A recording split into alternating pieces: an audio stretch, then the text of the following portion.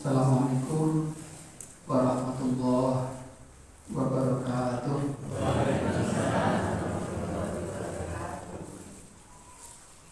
Boten kinanya ini Bapak Ibu adik-adik sami dahar muncul sepatus saudara-pun mungkin boten atas dalu ini. Kalau monggo dipun ceritakan Bapak Ibu muncul kalian dahar naik sambil monggo ceritakan.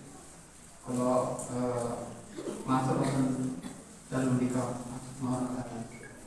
Betul ceritakan mawon dijelaskan atau kelas.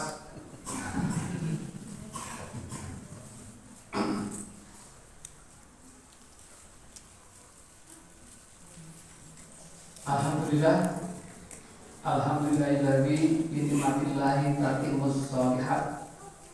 Nahmaduhu wa nasta'inuhu wa nastaghfiruh wa na'udzu billahi min shururi anfusina wa min sayyiati a'malina. Man yahdihillahu fala mudilla lahu wa man yudlil fala hadiya lahu. Asyhadu an la ilaha illallah wahdahu la syarika lahu wa asyhadu anna Muhammadan abduhu wa rasuluhu. Amma ba'du. Bapak, Ibu, Mas, Mbak, adik-adik ingin dipun muliakan Allah Subhanahu wa taala. Saderipun monggo kita tansah mendoakan syukur kepada Allah Subhanahu wa taala awit nikmat ingkang tasih karasane dipun paringaken dhumateng kita sedaya. Arupi nikmat sehat, nikmat kesempatan, nikmat paling inggil menika nikmat iman Islam. Sehingga kita dalam menika sakitipun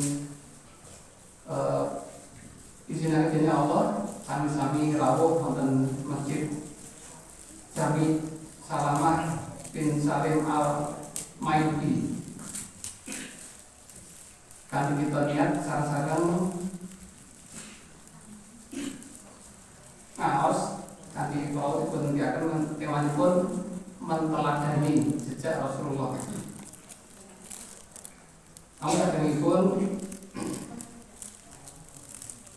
punari wonten ing dereng tepang kali sampun kalah dipun iki sampun mangertos. Wonten Ustaz Harjo wonten pokoknya kasipun yang sampun asring pepanggihan ibu sebagai wonten salam Kristo bila itu saking terlaki mawon kebang harum. Terus betul perkenalan nih sampai tertagi mawon harum galong. Di sini galong mawon terlaki.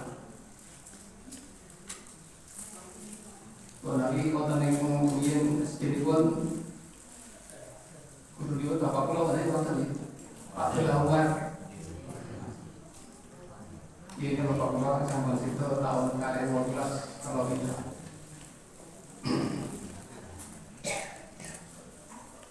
Jadi Bapak Ibu yang diberkati Allah, terus Allah dipantiakan kali pembawa acara bila kita sarang kaos menteladani sejak Rasulullah. Lalu di dalam kata yang sangat paham. Seperti kita kata menteladani. Saja seperti orang menteladani atau menteladani.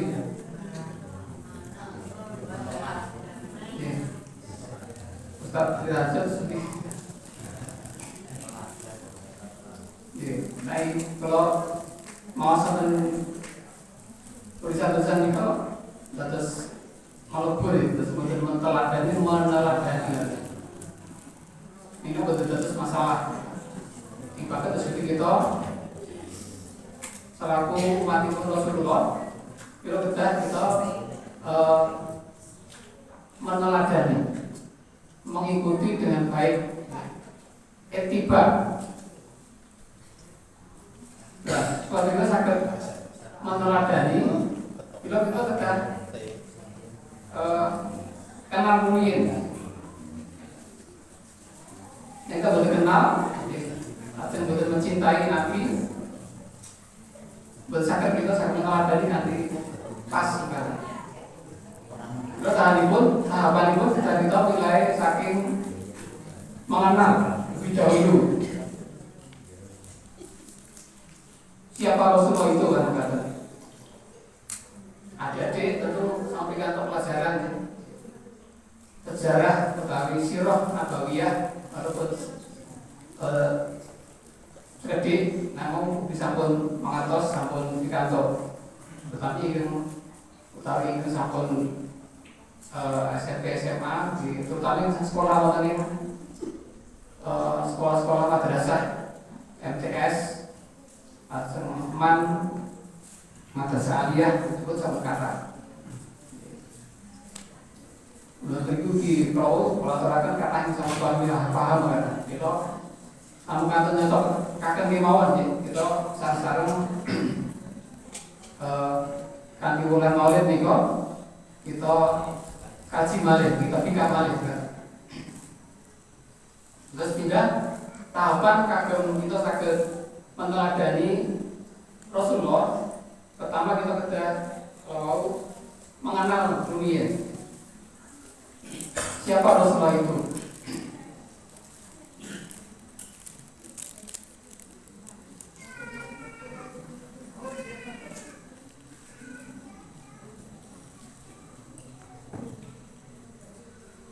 Waktu sekalipun buku yang judulipun bagaimana kita mencintai dan meneladani Rasulullah Sallallahu Alaihi Wasallam. Waktu ini disebutkan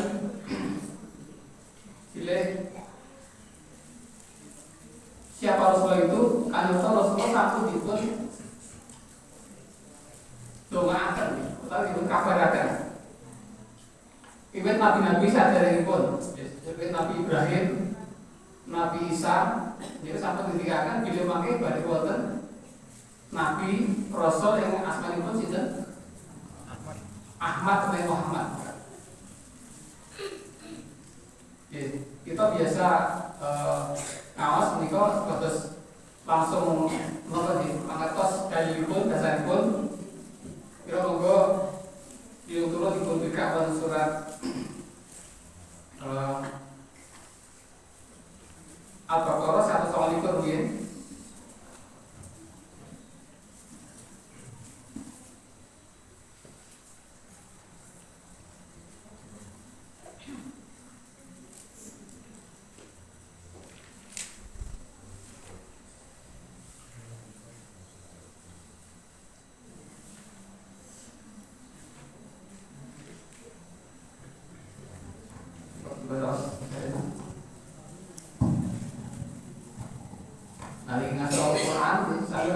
Quran kita bawa kita asal terus gitu.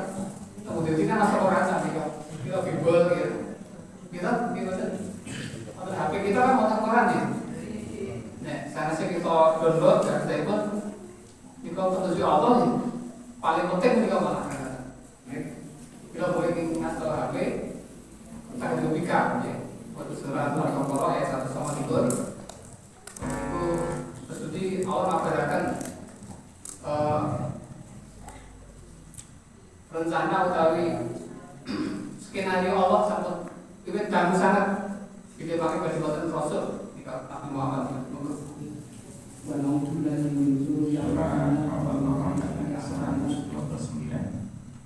A'udzu billahi minasyaitonir rajim. Rabbana wab'ath fihim rasulan minhum yatlu 'alaihim ayatika wa yu'allimuhumul kitaba wal hikmata wa yuzakkihim innaka antal azizul hakim. Ya Tuhan kami, utuslah di tengah mereka seorang rasul dari kalangan mereka sendiri yang akan membacakan pada mereka ayat-ayat-Mu dan mengajarkan kitab dan hikmah pada mereka dan menyucikan mereka.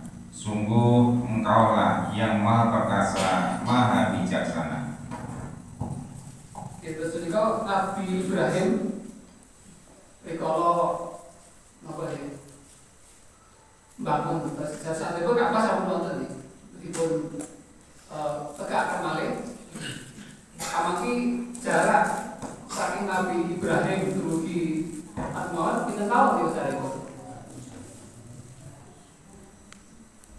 Terus dalam sana pun sama data kenabian dari Nabi Ibrahim dumugi Nabi Muhammad. Dari mawon akhirnya sampun nyuwun boten Gusti Allah supados dipun munculaken ya Tuhan kami, utuslah untuk mereka seorang rasul dari kalangan mereka.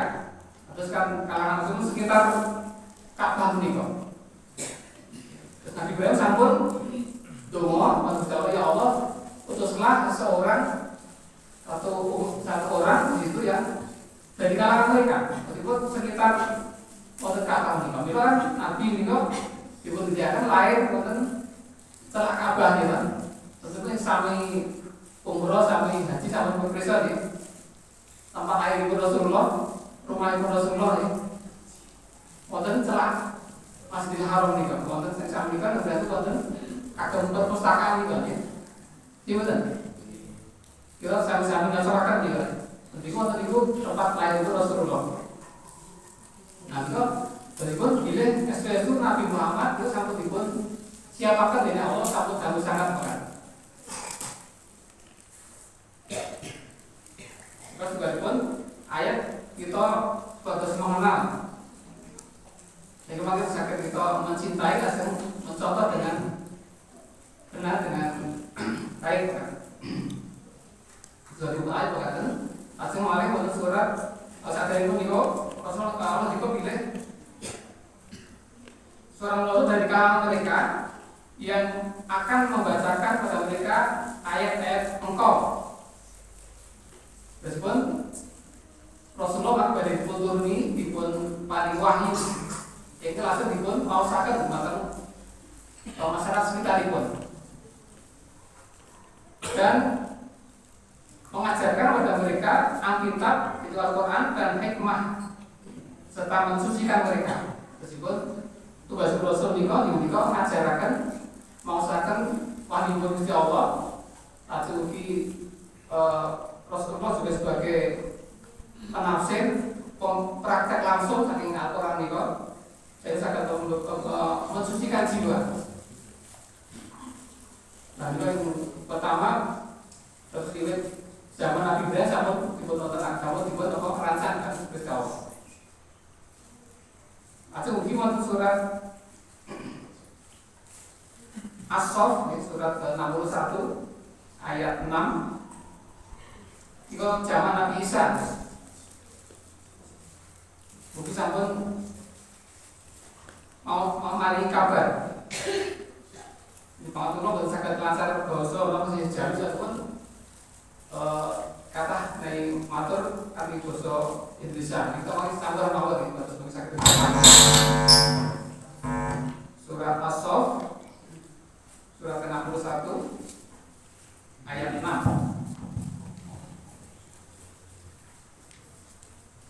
Surat As-Saff ayat yang ke-6. Surat yang ke-61. Wa qala Isa bin Maryam ya bani Israil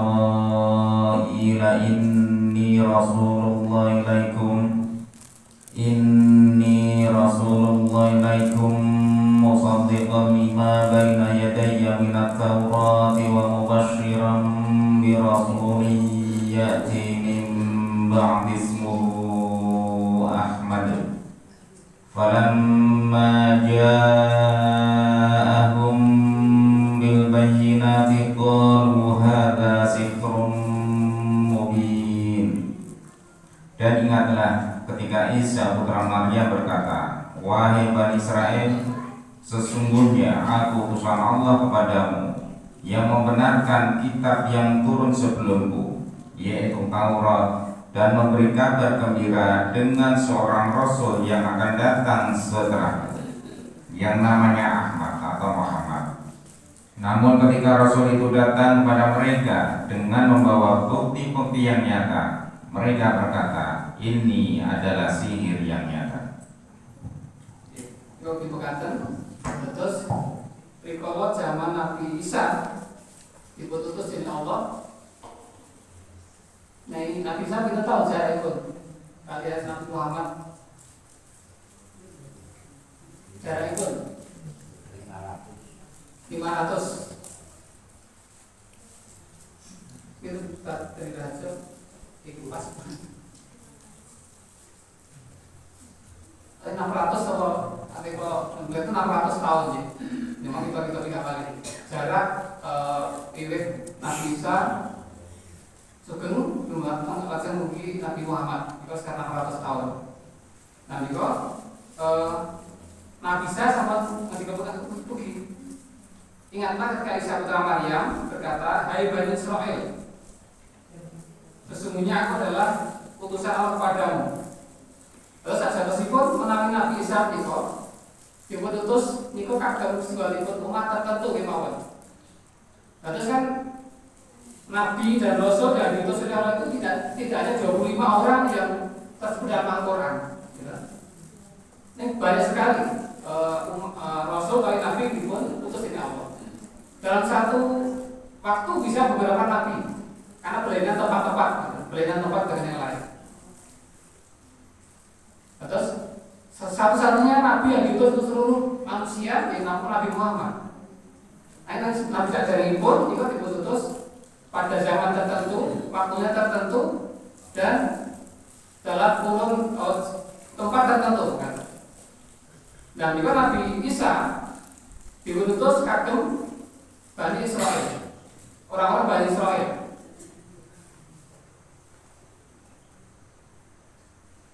Langsung ketika pilih, aku adalah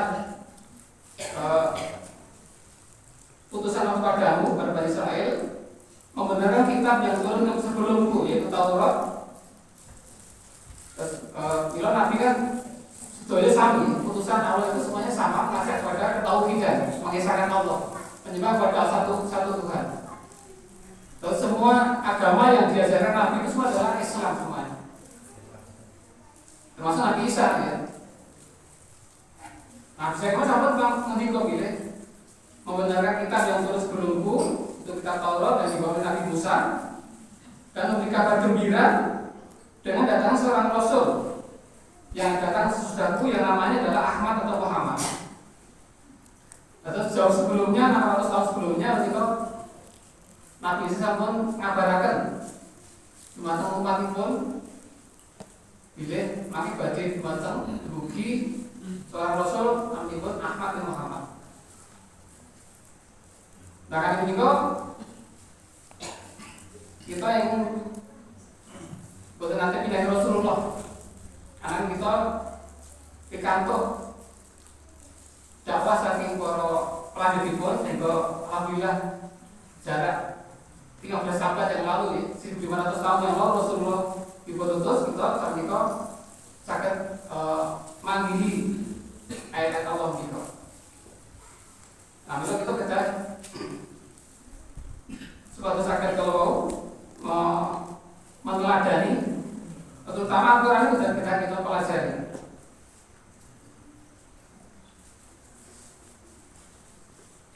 Terus surat Ali Imran 164.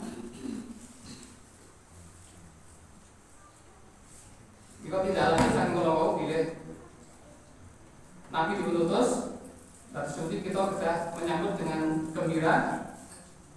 Awit paling Allah menika surat Ali Imran 164.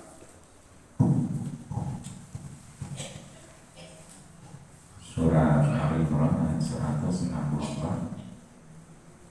Laqad manallahu 'alal mu'minina idh ba'atha fihim rasulan min anfusihim yatlu 'alaihim ayatihi wa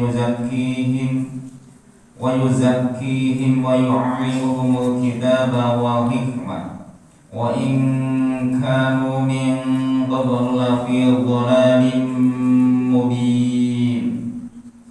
Sungguh Allah telah memberi karunia kepada orang-orang beriman ketika Allah mengutus seorang Rasul Muhammad di tengah-tengah mereka dari kalangan mereka sendiri, yang membacakan kepada mereka ayat-ayatnya, menyucikan jiwa mereka, dan mengajarkan kepada mereka kitab Al-Quran dan hikmah sunnah, meskipun sebelumnya mereka benar-benar dalam kesesatan yang nyata.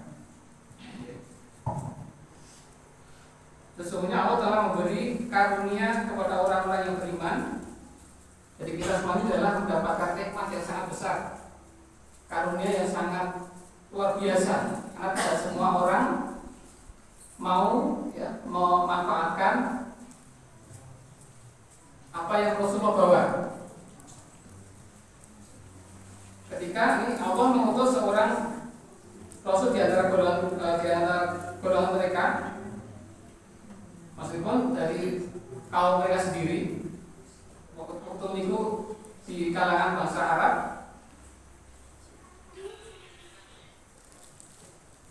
yang membacakan pada mereka ayat-ayat Allah. Nah, kita saat itu kita mengatakan sebagai tindak lanjut dari kita sudah diberi pengetahuan bahwa nanti akan ada nabi, dan kita sudah 1500 tahun yang lalu jaraknya, tapi kita sampai sekarang ini kita juga bisa menerima ayat Allah ini. Maka kita, kalau kita mau menggunakan Al-Quran ini, maka termasuk yang mendapatkan suatu nikmat yang sangat besar. Maka kita harus senantiasa meluangkan waktu. Kita harus fokus atau kita khususkan waktu kita untuk belajar Al-Quran. Karena disitulah Allah akan membersihkan jiwa mereka. Jadi kita akan mendapatkan penyucian jiwa kita, mendapatkan pembersihan hati kita, mengajarkan pada mereka Alkitab dan hikmah. Jadi dengan ayat ini kita diperintahkan Allah untuk agar bisa tadi nanti untuk meneladani, maka secara kontinu, secara terus menerus istiqomah untuk mempelajari.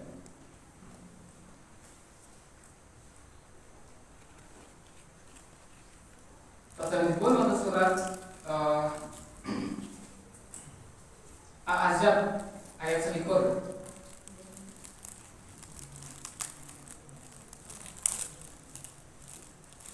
Surat ke-23 ayat 21.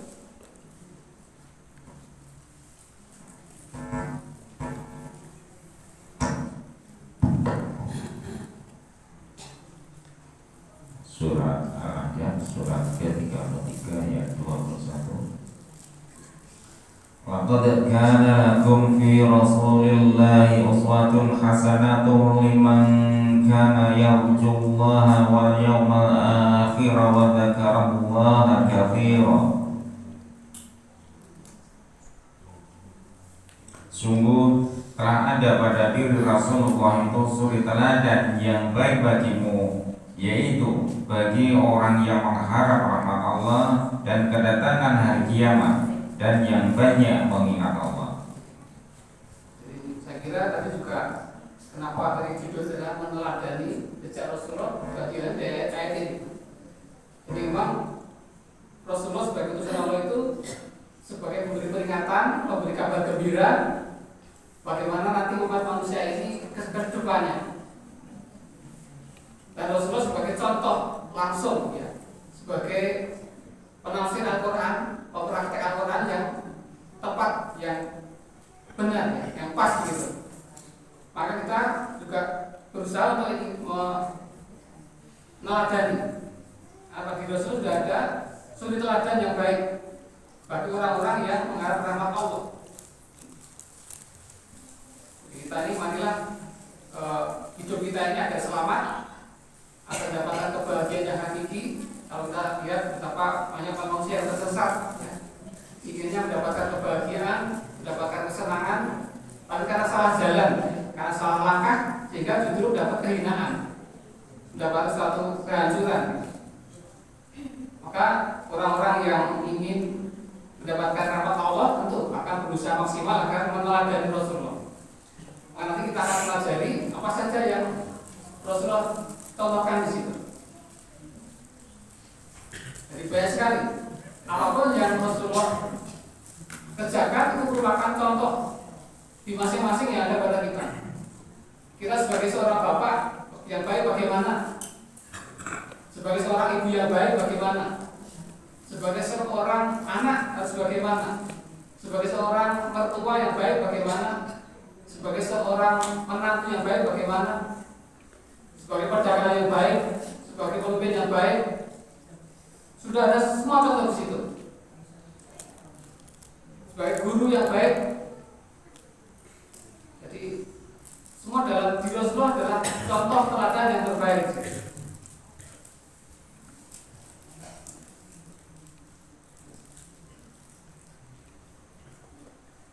Nah, kita akan semakan lagi kalau memahami bahwa kalau kita menyatakan juga cinta kepada Allah, maka harus mengikuti Rasulullah. Di surat Al-Imran 31, surat 3 ayat 31, kita baca juga.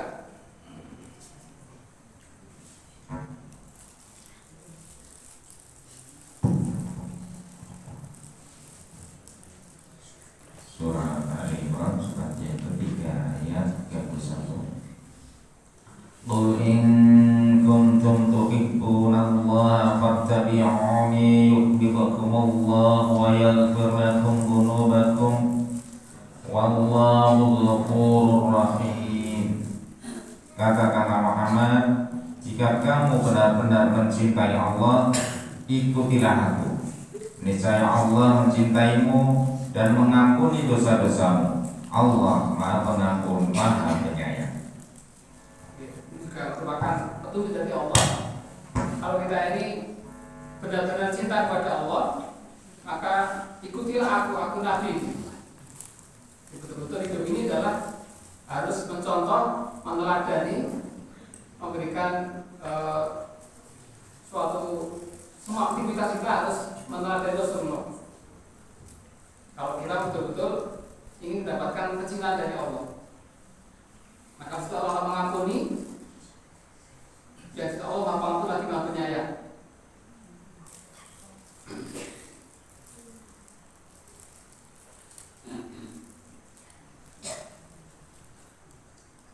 Dengan itu Bapak Ibu, marilah kita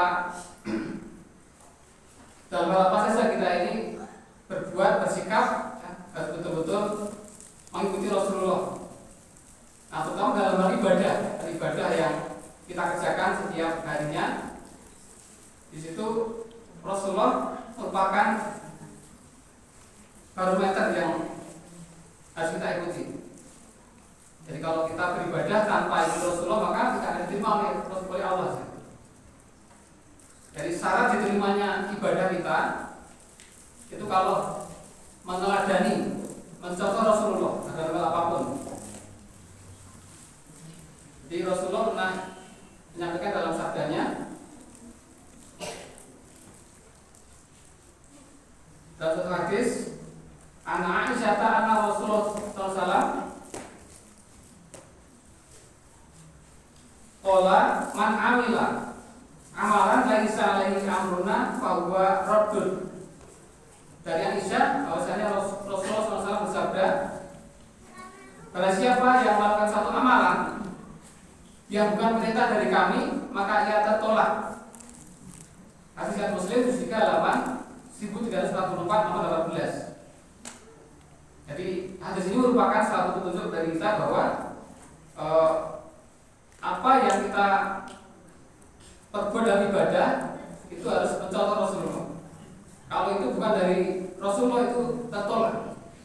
Jadi man amila amalan, barang siapa maka satu amalan laisa alaihi amruna, yang bukan dari perintah kami, maka ia tertolak. Jadi tidak diterima oleh Rasulullah, oleh Allah. Maka kita betul-betul dalam ibadah harus betul-betul sama dengan apa yang dilakukan Rasulullah.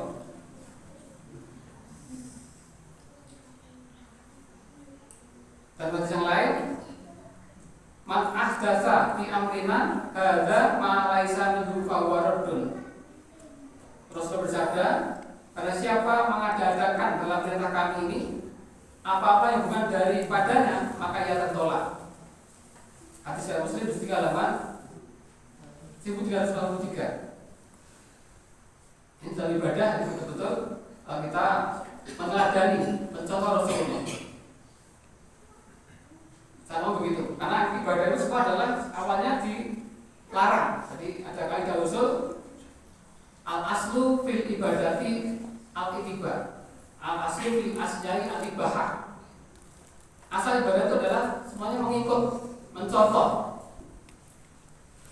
Tapi masalah dunia sebenarnya adalah melihat ya bahwa kalau ibadah kita harus mengikuti, melihat, mencontoh Rasulullah. Semua ibadah itu dilarang kecuali ada contoh dari Rasulullah. Tapi kalau masalah dunia kita cari ada larangnya apa tidak. Kalau tidak larang berarti boleh. Jadi kalau ibadah diberi balik mana? Ada tuntunannya apa tidak? Kalau tidak ada tuntunannya berarti itu haram, nggak boleh. Jadi asal mulai ibadah semua adalah haram, tidak boleh kecuali ada contoh dari Rasulullah. Itulah berkaitan ibadah kita betul harus dikatakan betul-betul ngeplok ya, artinya betul dengan apa yang Rasulullah kerjakan di situ. Tidak boleh menyimpang atau menambah atau mengurangi sedikit pun, tidak boleh. Itu masalah ibadah. Nah kemudian sebetulnya apa yang Rasulullah putus itu yang penting selain ibadah adalah bagaimana kita dalam berakhlak ya. Karena Rasul bersabda, innama buistu liutamima makarimal akhlak. Tidaklah aku diutus kecuali untuk memperbaiki akhlak manusia. Maka kita segera Bapak betul-betul mencontoh Rasulullah dalam berakhlak ini. Karena tidak diutus kecuali dalam rangka tadi memperbaiki hak manusia.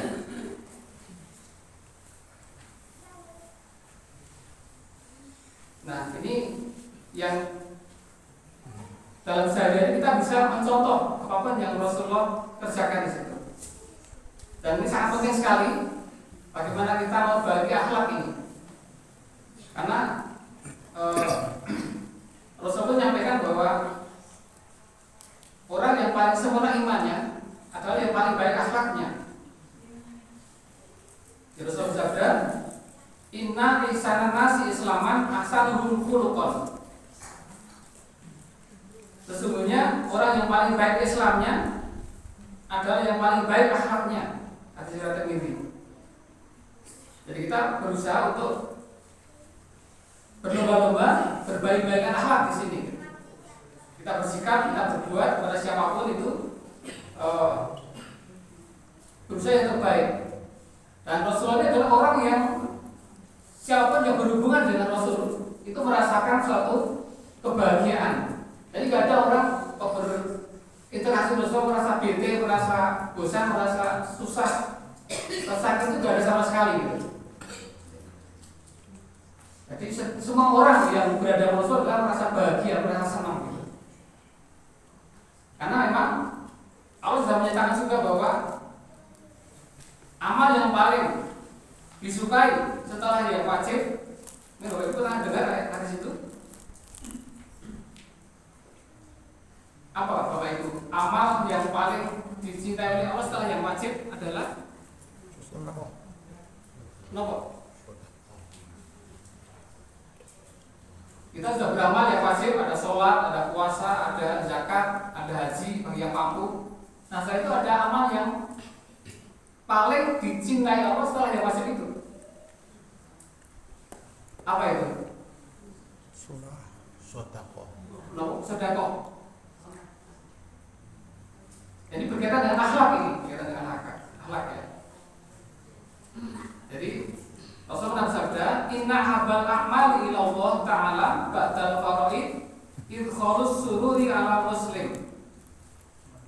Sesungguhnya amal yang paling dicintai oleh Allah setelah amal-amal yang wajib adalah membuat senang kepada orang muslim. Hadis riwayat Tabarani.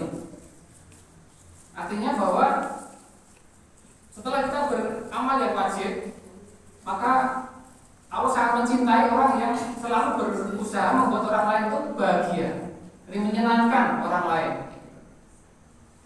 Jadi kan dengan sabda Nabi ini menunjukkan bahwa Rasul juga begitu.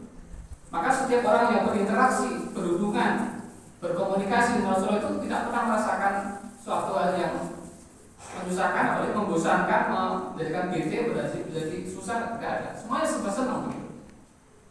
Makanya juga begitu berusaha mencontoh Nabi ini bahwa kita berhadapan dengan siapapun itu berusaha agar menjadi yang selalu menyenangkan lawan bicara atau mitra bicara kita. Karena Nabi sudah memberikan satu petunjuk bahwa itu amal yang paling disukai oleh Allah. Nah, nanti kita bisa mencontoh, bisa melihat masing-masing kondisi, artinya ketika sebagai seorang bapak yang terbaik seperti apa. Nanti kita akan mungkin tidak harus malam, tapi itu saya sampaikan dulu dari besarnya. Kita sampaikan ini bahwa akhlak Rasulullah itu adalah Al-Quran, dan itulah Rasulullah memberikan satu hal yang pokok sekali bagaimana agar kita berusaha dimanapun, kapanpun, kepada siapapun itu selalu menyenangkan, karena itu amal yang paling dicintai oleh Allah. Nah, karena itu amal yang paling dicintai oleh Allah, maka itu nanti menjadikan timbangan yang paling berat di akhirat nanti. Maka juga ada hadis yang menyatakan begitu, bahwa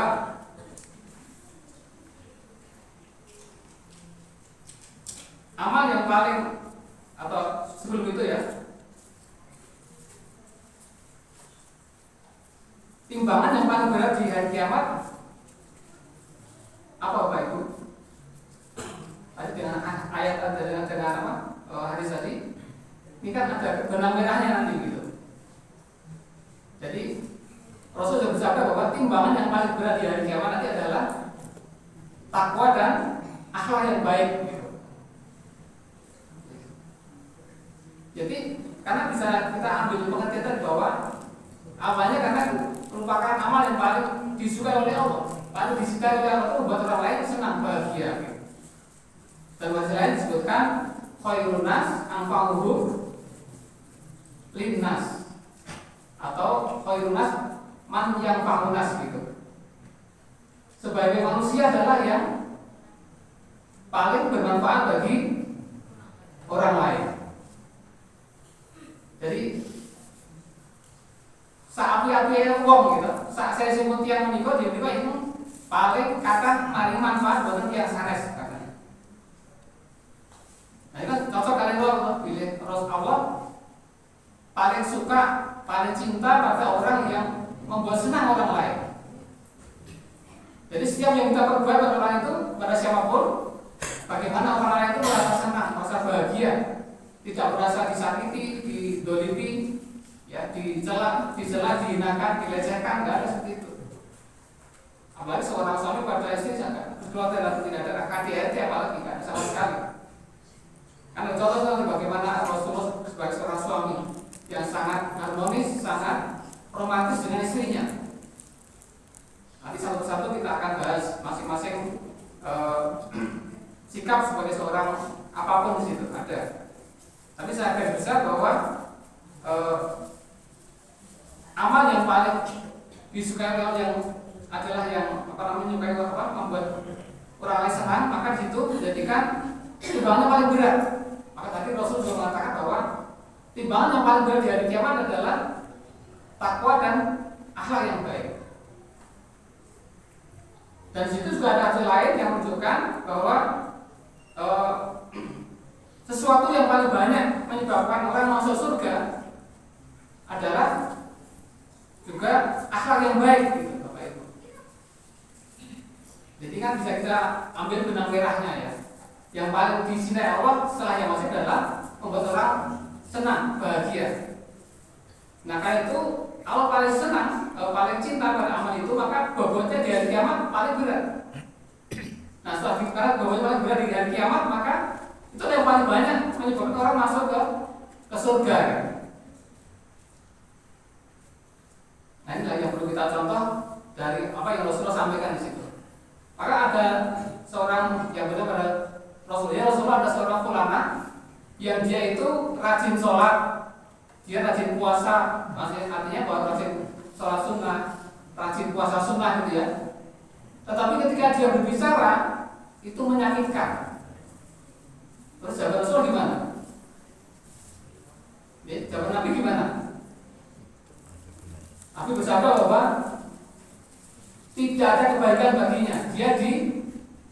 neraka. Jadi walaupun orang itu sholat sergap, puasa sunnah sergap, tapi ketika berbicara saja itu bicaranya ketus, ya, kadang suka melecehkan, merendahkan begitu, suka menghina atau bahkan seperti itu, artinya serba tidak menyenangkan bagi orang lain. Maka semua ibadah tadi ketika ditimbang, bobotnya berat yang akhlak buruk tadi gitu, karena dia suka berbicara yang menyakitkan, itulah bobotnya kejelekan berat banget, sehingga yang tadi ibadahnya, sholatnya, puasa tadi ringan, sehingga menjelekan gitu ya. Jadi itu berat timbangan kejelekannya, maka menjadikan dia masuk neraka gitu. Jadi artinya betapa sangat pentingnya akhlak di sini. Jadi Rasul itu juga tidak lain adalah dalam rangka memperbaiki akhlak manusia. Innama bu'itsu liutamima makarimal akhlak. Jadi Allah mengutus Nabi tidak lain adalah bagaimana memperbaiki akhlak manusia. Maka kita harus berusaha maksimal agar akhlak kita baik. Gitu. Tidak ada artinya kita rajin puasa, ibadah dengan lain, tapi ketika hablum minanasnya kita buruk, itu tidak ada artinya. Maka bagaimana kita semaksimal mungkin agar senantiasa berbuat pada orang lain itu yang menyenangkan, membahagiakan.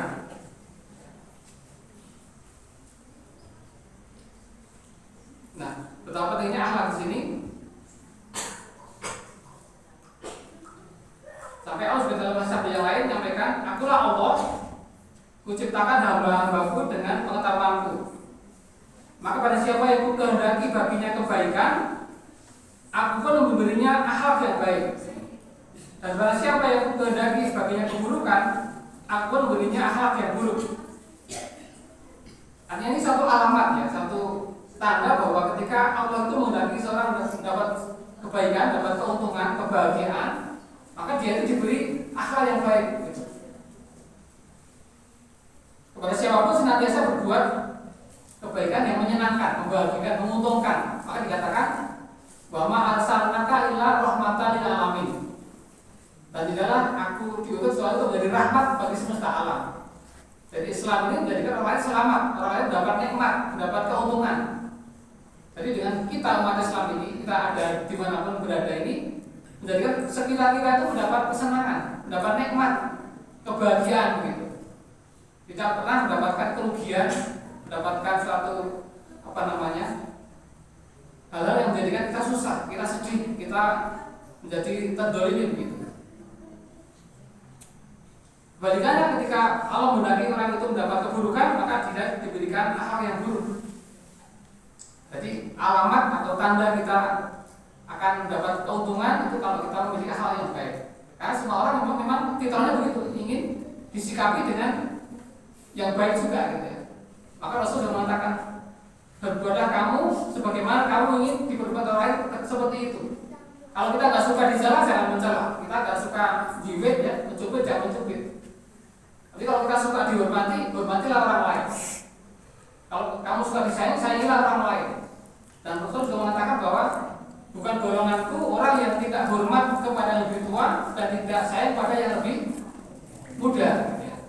Jadi Allah Rasul tidak mengaku sebagai umatnya bagi seorang yang tidak bisa hormat kepada orang yang lebih tua. Artinya lebih tua itu tidak sekedar tua umurnya, ya, tapi bisa lebih dari sisi kedudukan sosialnya, status ekonominya, kemudian juga mungkin pendidikannya. Itu ingin orang itu diakui, diwongke gitu loh, gitu. Jadi diakui keberadaannya, dihormati. Gitu. Kebalikannya pada orang yang lebih di bawahnya itu menyayangi. Nah kalau tidak itu maka bukan golonganku. Gitu. Tidak dimaksud diakui sebagai umatnya Rasulullah. Artinya Islam itu sangat luas sekali. Ya. Maka Islam dikatakan ada 70 cabang. Artinya banyak sekali hal-hal yang menjadi syarat sebagai orang bertakwa itu. Nah kita semua harus memahami apa saja 70 cabang iman itu. Nah di antara yang terbesar adalah masalah akhlak di sini. Jadi dalam Al-Quran yang terbesar adalah berkaitan dengan akhlak, berkaitan dengan bagaimana interaksi antar sama manusia. Gitu. Yang berkaitan ibadah itu sedikit ya, dalam Al-Quran itu. Maka Islam mementingkan di situ akhlak. Nah, tentu yang lain, Rasulullah memerintahkan kepada kita untuk berbuat yang kata kita merasa berat di situ. Contohnya adalah maafkanlah orang yang mendolimi kamu, sambunglah orang yang memutus hubungan dengan kamu, berilah orang yang tidak pernah memberi kepadamu. Ini sebuah yang berat. Tapi perintah Nabi di situ. Dan Nabi mencontohkan betul di situ. Nabi memberikan teladan betul. Dan para sahabat pun juga mencontoh gitu ya. Bagaimana kita bisa memaafkan kesalahan orang yang mereka berbuat dolim pun kita maafkan. Itu sudah terkenal, sudah viral bagaimana ketika Rasulullah itu selalu datang ke masjid selalu dilempari dengan kotoran atau didoni gitu ya. Nah, ketika saat kok Rasulullah lewat di situ kok nggak digituan lagi, Rasulullah malah membalas kebaikan dengan menengok orang ini kenapa kok nggak berbuat seperti kemarin gitu ya. Rasulullah membawakannya sakit dia itu, Pak Rasul bawakan suatu makanan untuk menghadiahi dia gitu ya. Jadi perintah itu adalah itfa bilati hiya ahsan gitu. Tolak kejelekan dengan kebaikan. Islam begitu, memerintahkan suatu kejelekan itu jangan kamu balas kejelekan, tapi balasnya dengan kebaikan malah gitu. Nah, ini kan juga perilaku Rasulullah seperti itu.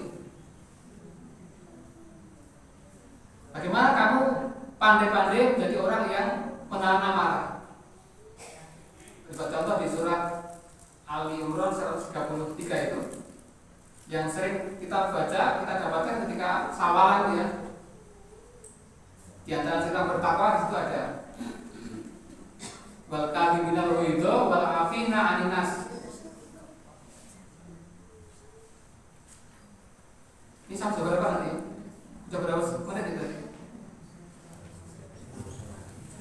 Nanti jam berapa kita akhiri?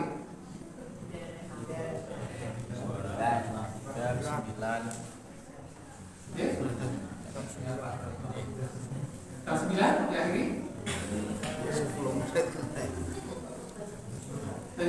Tahu baca artinya? Al-Imran 133 134 saya langsung.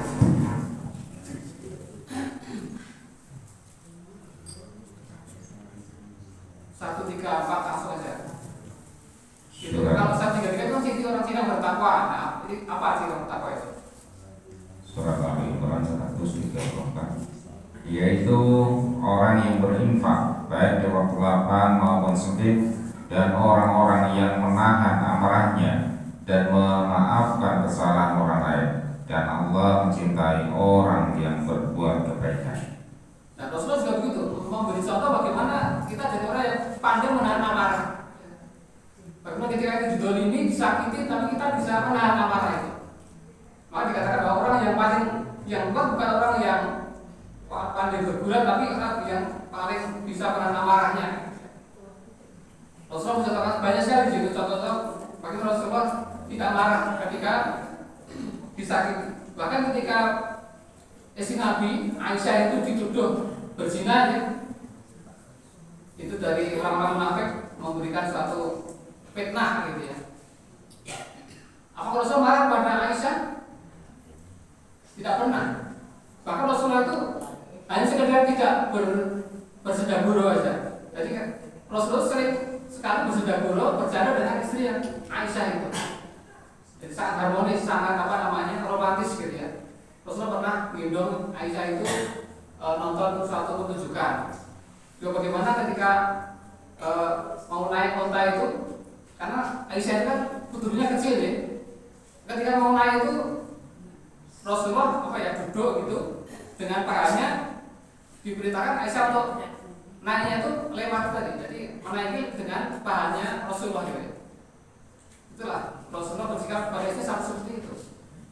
Nah, ketika Aisyah itu difitnah berzina dengan siapa? Sahabat Rasulullah namanya Sofwan ya. Sampai itu tersebar luas. Abu Bakar pun sebagai bapaknya sangat juga marah dengan Aisyah gitu ya. Tapi Rasulullah nggak pernah sama sekali marah dengan Aisyah. Kan nggak belum jelas itu yang siapa yang apa betul apa tidak gitu. Hanya sekedar Rasulullah itu tidak bercanda dengan Aisyah. Itu aja bedanya. Maka di sini bagaimana menahan amarah. Kalau kita tentunya kalau sudah tahu atau di apa dikatakan sini kita itu selingkuh, tentu kita amarah sekali. Bahkan cepat mungkin segera ADRT atau bahkan apa tadi menceraikan bahkan itu mungkin. Tapi Rasul tidak seperti itu. Nah ini contoh juga Rasul Allah perintahkan bagaimana kita ini menahan amarah dan saya itu memaafkan kesalahan orang lain. Ini para sahabat pun juga menjelaskan seperti itu. Ada seorang khalifah saat itu ya, yang pembantunya itu pernah membawa satu hidangan yang pokoknya sayur ya, kalau sekarang itu sayur sop ya, yang panas gitu ya, masih segar begitu. Ternyata dia kepleset terus dia menumpai badan tuanya tadi. Kalau bapak gimana? Misalkan ada pembantunya membawa satu makanan yang panas ya, tapi kemudian menumpai badannya, tubuhnya sampai kepanasan, sampai kotor gitu ya. Gimana kira-kira? Kira itu akan marah ya, menyalahkan gitu pada dia itu. Jadi bagaimana sikap sahabat tadi? Ini sama-sama paham ayat ini ya. Maka tadi orang ini kan budaknya ya. Budak tadi mana sudah mengatakan, ya Tuanku, amalkanlah perintah Allah untuk balkadibinal ghaidha. Adalah kamu menahan amarah. Maka ini sahabat tadi yang paham itu juga dia pun tidak marah, menahan amarahnya. Dia tidak marah juga. Dan setelah itu, ya Tuhanku, teruskanlah apa perintah Allah, wa'afina 'anil nas. Maafkanlah. Bagaimana mungkin kita bisa maafkan ketika kita marah? Maka marah betul-betul kita hindari, kita tahan betul. Ini perlu kesabaran yang tinggi di situ. Tapi ini perintah Allah, ini apa namanya ahad Rasulullah gitu. Maka dia pun tidak memaafkan. Allahnya tidak marah dan kemudian memaafkan. Ya kamu saya maafkan, nggak masalah. Dan ya Tuhanku, teruskanlah perintah Allah itu. Setelah itu kan berbuatlah kebaikan gitu ya. Allah juga kan berbuat baik. Terus bagaimana sikapnya seorang yang tadi didolimi atau karena tadi ya, disikapi atau berbuat yang salah dia itu, lalu tidak sengaja gitu. Itu kan merugikan di situ. Tapi justru pimpinan seorang tua tadi mengatakan sudah kamu saya bebaskan, malah begitu. Jadi sudah disakiti, ya dia dirugikan gitu ya. Tapi dia tidak marah, ditahan marahnya, kemudian itu dimaafkan bahkan dibebaskan dari perbudakan. Jadi berbuat salah malah dijadikan dia mendapat keuntungan yang banyak. Inilah contoh dan banyak sekali contoh yang lain bagaimana dalam Islam ini sangat menekankan pentingnya akhlak. Maka Rasulullah memberikan satu penegasan bahwa aku diutus tidak dalam rangka memperbaiki hak manusia. Dan orang Islam yang paling sempurna Islamnya adalah yang paling baik akhlaknya. Maka bagaimana kita berlomba-lomba memiliki akhlak yang tinggi, akhlak yang mulia, yang agung. Yang Rasul itu memiliki budi pekerti yang mulia. Maka dikatakan yang paling baik Islamnya adalah yang paling baik akhlaknya. Yang paling sempurna imannya yang paling baik akhlaknya juga. Maka marilah Bapak Ibu, adik-adik semuanya, kita dimanapun, kapanpun, pada siapapun kita berusaha maksimal agar kita betul-betul memberikan orang lain itu merasa bahagia, merasa senang, merasa mendapat keuntungan yang banyak. Jangan sampai tersakiti, terdolimi dengan ucapan, dengan perbuatan, dengan sikap. Maka dengan apa yang ada pada kita ini dengan muka yang cerah, yang berbinar-binar, yang ceria, kata-kata yang lemah lembut, yang santun, ya, yang penuh empati di situ. Itu kita berbuat seperti itu sehingga kita akan mendapat nilai akhlak yang tinggi di hadapan Allah. Dan semua itu diperbuat karena Allah tidak ingin balas dari manusia. Jadi Allah memberikan suatu perintah kita berbuat itu dalam rangka mengharap ridhonya Allah saja, tidak mengharapkan manusia. Kalau kita mengharap manusia itu kita banyak kecewanya. Gimana? Kita ingin berbuat ini, misalkan seorang suami berbuat baik pada istrinya agar dia semakin cinta, maka itu pun kadang tidak didapatkan. Maka kita berbuat apapun itu bagaimana agar Allah ridho pada kita. Bahkan kalau kita memberi pun ucapan terima kasih pun tidak kita harapkan gitu ya.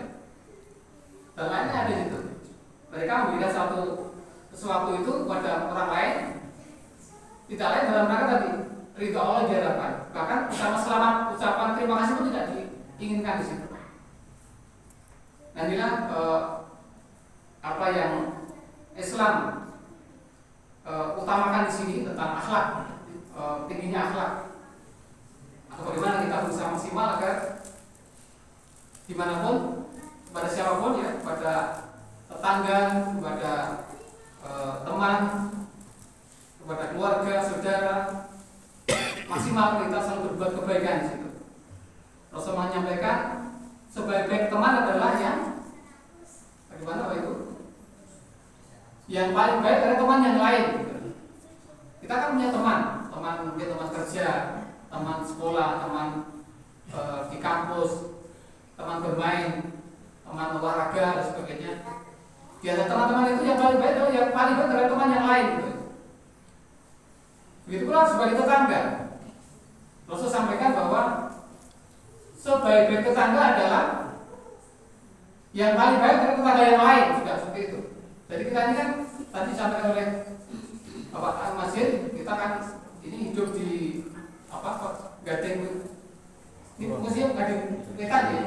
Tapi banyak kan Gading Kulon gitu. Gading saja lah ya. Nah di Gading ini tetangga yang paling baik siapa? Ya dia yang paling baik dari tetangga yang lain gitu. Jadi bagaimana global-global itu tetangga yang paling baik, mudah menolong, mudah memberikan bantuan ya. Kalau disakiti dia tidak pernah marah, tidak pernah membalas, bahkan balasan dan kebaikan. Di surat itu itfa bilati ya ahsan, tolaklah kejahatan itu dengan kebaikan, malah begitu. Itu perintah Allah. Nah, itu Rasulullah sudah praktekkan di sini. Bagaimana kita disakiti oleh tetangga kita, bagaimana sikap kita. Nah itu kita bagaimana berbuat terbaik, harapannya kepada Allah saja. Jadi apa yang menjadi kewajiban kita itu kita laksanakan dengan semaksimal mungkin. Haknya kita minta kepada Allah gitu. Jadi berbuatlah kamu sesuai dengan kewajiban kamu. Nah untuk hak kamu itu janganlah kamu minta kepada orang itu, tapi minta kepada Allah. Jadi kadang kita berbuat baik pada manusia itu, kadang Allah membalasnya lewat orang lain gitu loh. Jika semua yang kita berbuat itu semua dalam rangka untuk mendapatkan ridho Allah. Maka dikatakan fa idza faragta fansab wa ila rabbika farghab. Yang terakhir tadi, wa ila rabbika farghab. Dan adalah kepada Allah saja kamu itu berharap. Jadi kita berharap apapun, kita tetap berbuat baik pada siapapun tadi itu, harapannya itu kepada Allah. Tidak berharap pada manusia, tidak ingin mendapat balasan dari manusia. Karena tadi kalau kita ingin balasan manusia itu kadang kita banyak kecewanya, banyak tidak sesuai dengan harapan kita itu. Tapi kalau kita berharap pada Allah itu Allah membalas dengan sangat banyak, dengan yang terbaik lewat orang lain, saya seperti itu. Nah kalau kita sudah seperti itu maka kita akan merasakan kebahagiaan dimanapun kita berada. Ya. Kita di kantor, kita di sekolah, di pasar, di sawah, di jalan, dimanapun kita berada, berbuat yang terbaik untuk semua yang menjadi yang ketemu dengan kita. Kalau dari tangga itu tangga yang paling baik tadi, maka kita berbuat jadi tangga yang paling baik. Kita jadi teman dengan teman-teman yang lain, jadi teman yang terbaik, ada teman yang paling suka menolong, paling suka membantu, yang tidak pernah marah, tidak pernah menyakiti teman-teman yang lain gitu. Nah apalagi pada suami istri ya begitu. Rasul menyampaikan sebaik-baik suami adalah bagaimana Bapak-bapak? Sebaik suami adalah yang paling baik dalam istrinya, dan aku adalah yang paling baik dalam istriku gitu. Nah ini juga mengingatkan pada diri saya, kita semuanya marilah sebagai suami berbuatlah yang terbaik pada istri. Bagaimana kita sering menyayangi, ya, meluk itu suatu sedekah di situ ya. Berarti itu suatu ibadah di situ. Ada nilainya, ada pahalanya di situ. Di rumah itu bagaimana senantiasa dan berusaha maksimal agar bisa membahagiakan, memuliakan. Karena Rasul juga bersabda bahwa tidaklah manusia itu mulia orang yang tidak memuliakan Allah. Artinya bahwa kalau seorang itu memuliakan wanita, maka dia orang mulia. Balikannya kalau dia itu tidak memuliakan, artinya merendahkan wanita, dia juga orang yang rendah gitu ya. Maka sebagai seorang suami kita berusaha maksimal berbuat yang baik pada istri kita. Karena tadi pada orang lain pun diberikan berbuat baik, apalagi pada istri. Yang terbaik kita berusaha pada istri. Kita hargai, kita sayangi, kita muliakan, maka mereka bisa mendapatkan suatu hal yang sangat diharapkan, perlindungan, bimbingan, ya, pendidikan pada apa yang diridhoi oleh Allah, yang paling pokok di situ. Gitu pula. Jadi kalau masing-masing nggak begitu, yang suami juga berbuat terbaik untuk suaminya, tidak dalam rangka untuk agar lebih disukai suami, agar bagaimana belanjanya ditambah, nggak begitu. Gaji itu ibu ditambah nggak begitu, tapi bagaimana agar kita diridhoi oleh Allah. Nah, masing-masing itu lakukan kewajibannya, haknya mintanya kepada Allah. Tidak minta kepada istri agar tadi semakin sayang, tidak kepada suami agar ditambah gajinya atau apa namanya belanjanya, tapi masing-masing berbuat kebaikan, kewajibannya dikerjakan dengan terbaik, tetapi apa namanya harapannya adalah kepada Allah. Itu pula sebagai seorang anak ya begitu, berbuat terbaik kepada orang tua. Masing-masing kan punya hak, punya kewajiban. Ada hak anak, ada hak orang tua. Nah itu masing-masing ya begitu. Kewajiban istri dari suami dan seterusnya gitu. Terbalik ya. Artinya masing-masing itu punya hak dan kewajiban. Dan kewajiban kita kerjakan dengan maksimal. Haknya kita minta kepada Allah, tidak kepada manusia. Itulah sedikit sekali bantuan apa yang Rasulullah sampaikan. Artinya kita meneladani. Nanti kita akan lebih detail lagi kalau kita masih satu persatu kita bahas. Tadi baru potongan-potongan sedikit-sedikit ya bagaimana gambaran akhlak Rasulullah tadi. Jadi kita hidup ini hanya sekali, tidak lama ya. Tetapi menentukan sekali nasib kita nanti. Maka marilah kita gunakan sisa hidup kita ini ya betul-betul mencontoh Rasulullah. Ibadah betul-betul harus tahu dasarnya, tahu apa namanya dalilnya dulu. Karena Allah menyatakan wala taqfu ma laysa laka bihi ilmun inna sama wal fuada kullu ulaika kana anu mas'ula di surat apa namanya Al-Isra 36 itu. Janganlah kamu ikuti sesuatu yang kamu belum tahu ilmunya gitu. Maka sebelum beramal itu ilmu dulu. Jika kita bisa beramal betul sesuai dengan apa yang Allah perintahkan, sesuai dengan Rasulullah contohkan di situ. Ini termasuk tadi meneladani Rasulullah. Karena semua harus bisa tahu Rasulullah. Nah, setelah itu dalam hal muamalah tadi, kalau kita berhubungan dengan sesama manusia, berbuat yang terbaik dalam rangka mengharap ridhonya Allah. Ya, saya kira itu. Mungkin ada pelurusan yang saya sampaikan atau ada hal yang perlu didiskusikan, monggo kalau ada. Mohon maaf kalau terlalu panjang tadi. Iya, monggo silakan Pak. Assalamualaikum warahmatullahi wabarakatuh. Waalaikumsalam warahmatullahi wabarakatuh. Kalau zaman jahiliyah menikah kedudukan seorang wanita ibu-ibu itu kan itu sangat hina gitu ya. Iya. Makanya membawa aib. Tapi setelah Islam menikah itu kedudukan wanita atau ibu-ibu itu adalah sangat mulia gitu ya. Iya. Bahkan ada kata-kata surga di bawah telapak kaki ibu. Terus ada kata-kata kalau orang tua meridhoi maka Allah mau meridhoi, tapi kalau orang tua tidak meridhoi maka kalau orang tua tidak meridhoi maka Allah tidak meridhoi juga. Itu hadis Tirmidzi. Iya. Lajeng itu ingkang kula suwunaken pirsa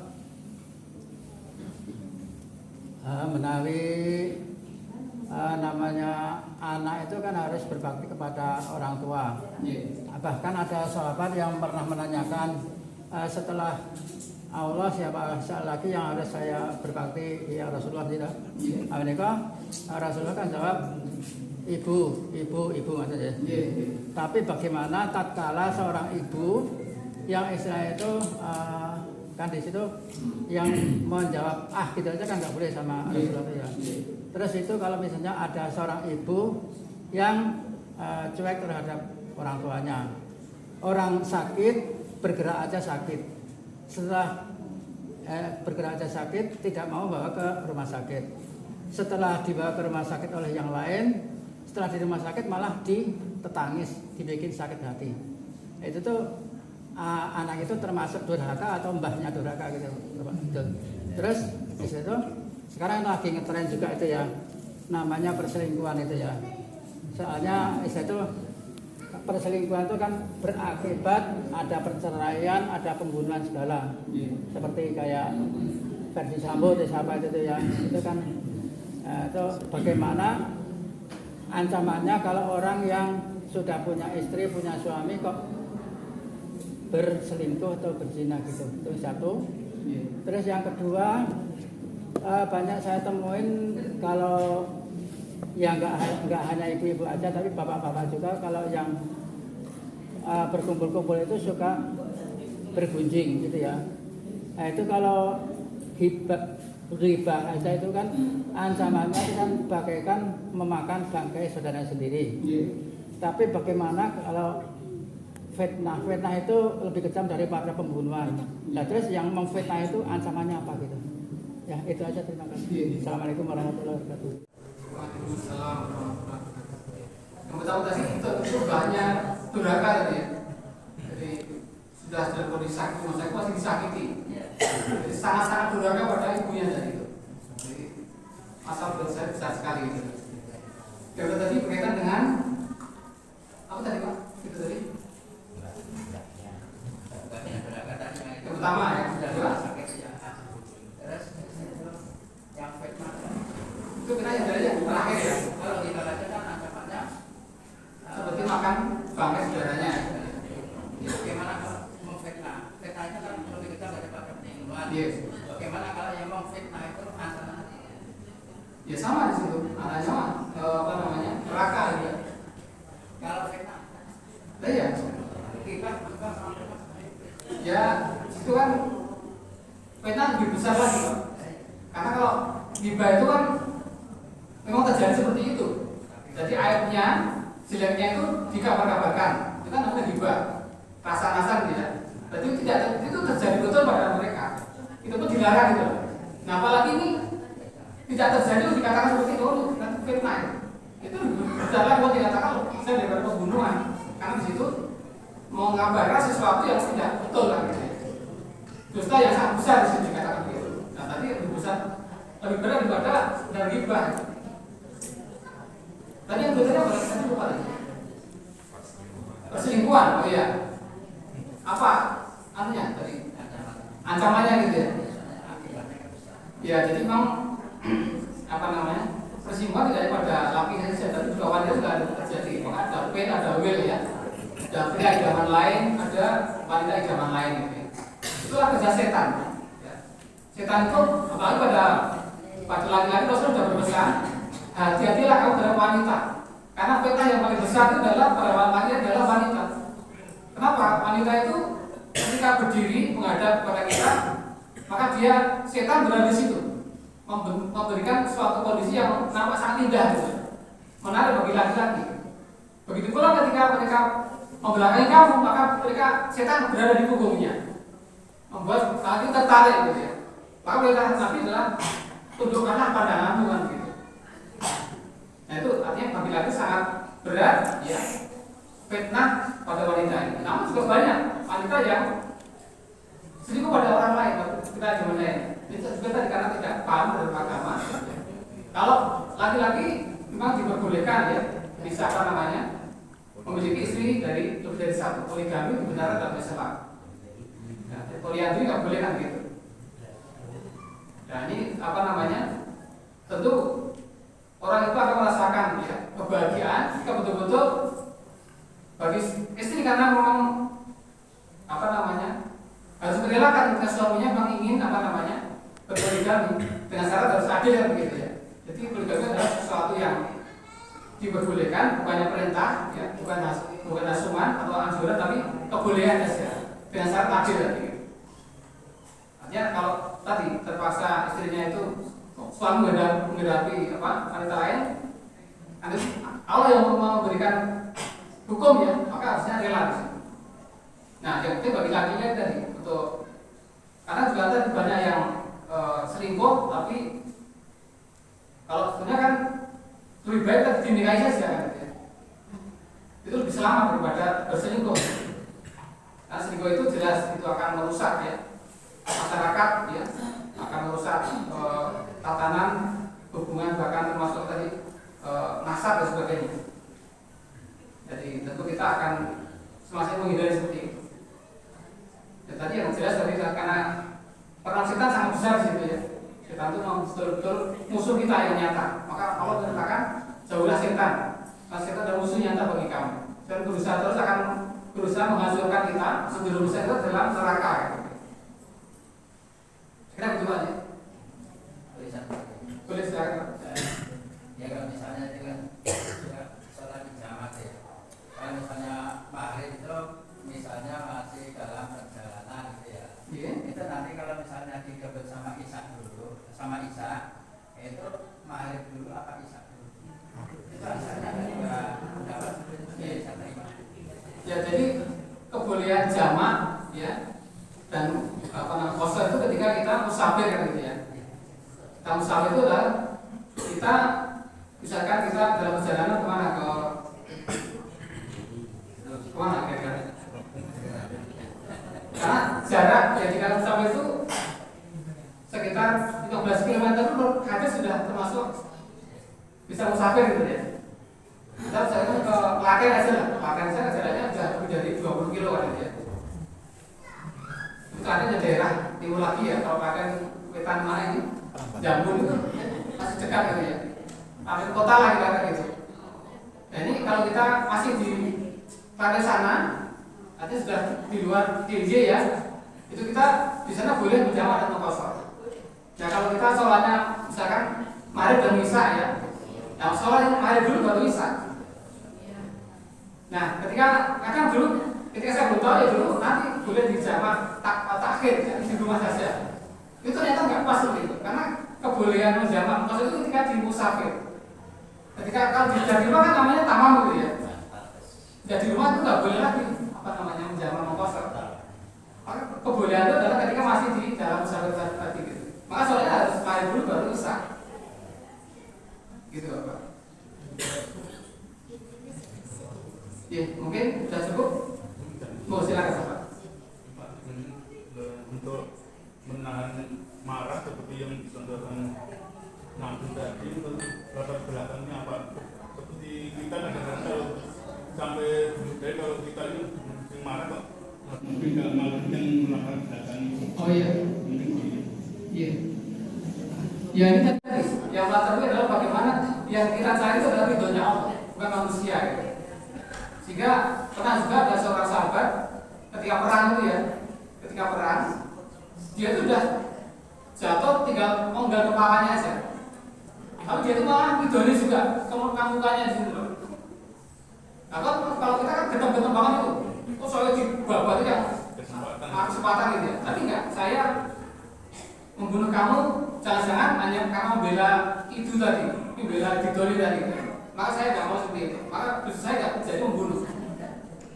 Nah ini kan juga perlu apa ya, penahanan yang sangat tinggi di situ.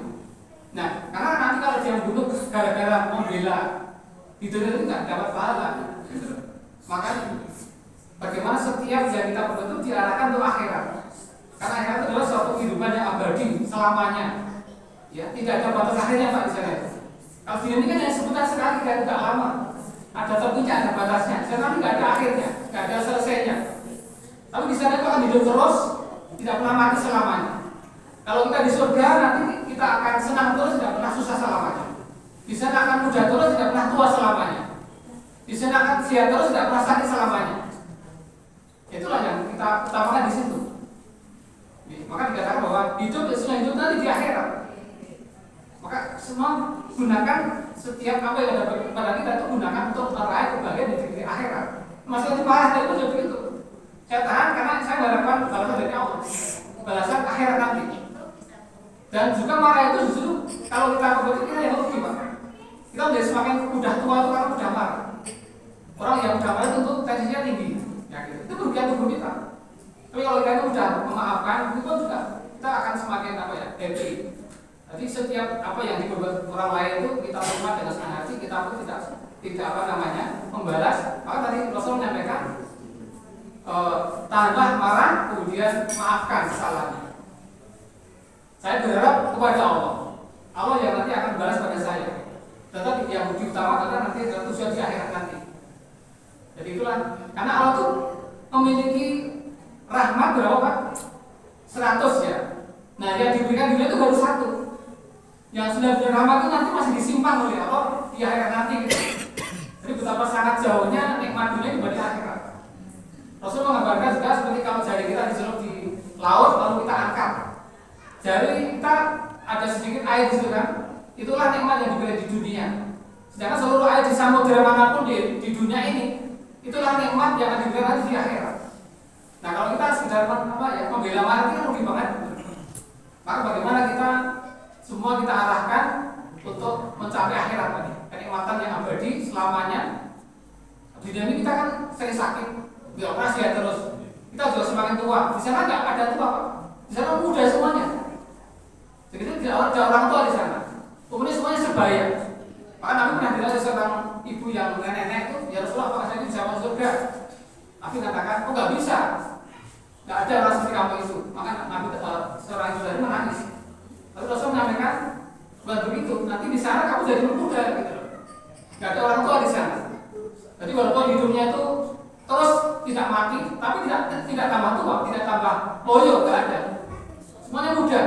Bahkan usianya semuanya sebaya 30 sampai 33 tahun gitu ya. Itu semuanya begitu. Jadi semuanya muda dan tidak bertambah tua, tidak bertambah menurun. Kalau kita kan semakin degradasi ya, semakin lemah ya nanti. Saya nggak ada di situ. Bahkan kalau laki-laki diberikan kekuatan berhubungan dengan wanita itu berapa? 100 kali lipat dengan dibanding di dunia ini. Jadi dia berkekuatan dari 100 wanita. Ya. Itulah kenikmatan akhirat yang betul-betul sangat jauh dengan nikmat dunia ini. 1 banding 99 ya. Dan 1 rahmat baru diberikan di dunia, 1 saja.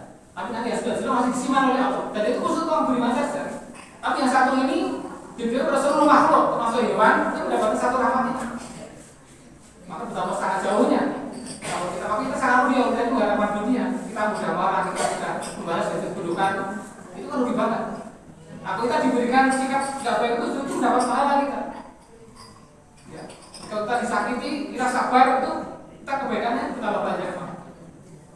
Ini yang perlu sekali kita pahami situ. Maka niat kata semua sikap itu untuk Allah, untuk akhirat nanti. Jika kita akan ringan berbuat kebaikan, kita akan juga ringan memaafkan kesalahan orang lain. Kepada siapa pun begitu. Demikian Pak.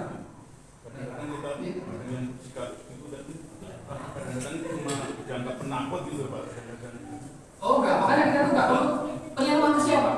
Penilaian manusia gitu. Iya, kita jangan terpengaruh dengan penilaian manusia. Kita yang kita harapkan punya dari Allah. Ya Allah, bagaimana Allah menilai kita? Bagaimanapun penilaian manusia, kita nggak peduli gitu loh. Jadi terserah manusia berbuat apapun, mengatakan siapapun, terserah kamu. Yang berbuat sebenarnya saya dan Allah kalau berbuat yang baik.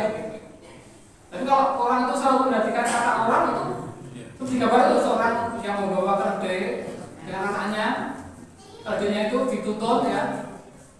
Ada mengatakan ini kok ada kendaraan kok dinaiki, kan rugi banget. Terus dinaiki oleh bapaknya. Ada besar lagi, ditegur lagi, ini kok bapak kurang ajar, masa anaknya masuk sejarah bapaknya yang naik. Terus jalan lagi, gantian anaknya yang naik, bapaknya yang nuntun. Jadi dikatakan ini anak juga kurang ajar, masa bapaknya disuruh yang nuntun anaknya naik. Lalu jalan lagi, dinaiki bersama, dua-duanya naik. Kalau disebut lagi ini orang nggak berberi keimanan, masa kalau dia begitu jadi 2 orang. Jalan lagi masa itu digotong. Ini kan artinya orang yang sangat terpengaruh dengan kata manusia gitu. Nah kita jadilah orang yang tidak terpengaruh dengan kata-kata manusia. Yang saya itu fokus kepada Allah ke atas itu ya. Akhirat yang kita harapkan. Terserah manusia yang berbuat apapun atau bersikap jelek pada kita pun nggak masalah. Silahkan. Yang Itu saya berbuat baik untuk Allah, berharap kepada balasan dari Allah. Maka tadi baru namanya Faidah pansa bagi laro di kafar kok tidak akan berharap pada Allah saja. Begitu. Ya sama-sama. Sampun. Ya saya kira begitu. Mohon maaf ya banyak hal-hal yang mungkin tidak berkenan dan tidak menuntut. Jadi karena saya sudah tadi persiapannya sangat sedikit sehingga tidak bisa secara menuntut begitu. Mudah-mudahan sedikit ini bisa bermanfaat dan kita bisa mengamalkan dengan semaksimalnya. Demikian,